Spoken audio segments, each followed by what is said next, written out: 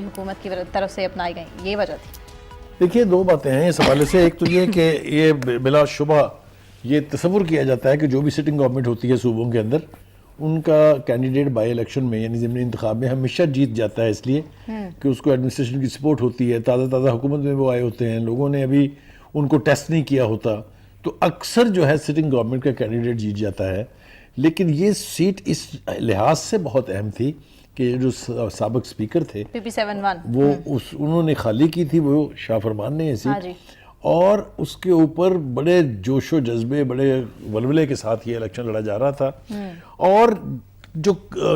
ناقدین تھے ان کا بھی خیال تھا یہ کہ آرام سے پی ٹی آئی سیٹ جیت جائے گی،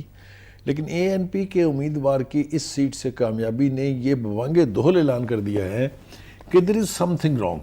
اب وہ something wrong میں 3 آپشنز تو آپ نے دیے ہوئے ہیں، اس میں سے تو میں ایک سلیکٹ کر ہی لوں گا، لیکن وہ تینوں ہی آپشن اپنی اپنی جگہ بہت اہم ہے. مہنگائی بھی ہوئی ہے،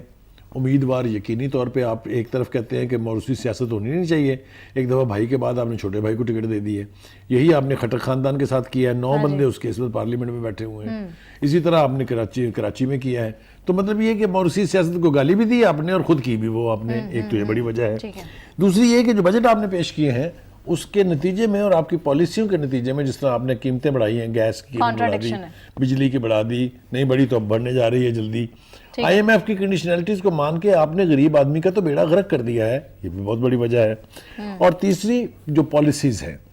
آپ نے شروع یہاں سے کیا کہ جناب ہم تو سی پیک کو ری وزٹ کریں گے. آپ سوچ لیں، آپ کے سامنے ہے اتنا بڑا منصوبہ جس کو گیم چینجر کہا جا رہا تھا، جس کو یہ کہا جا رہا تھا کہ پاکستان کی اکانومی کے سارے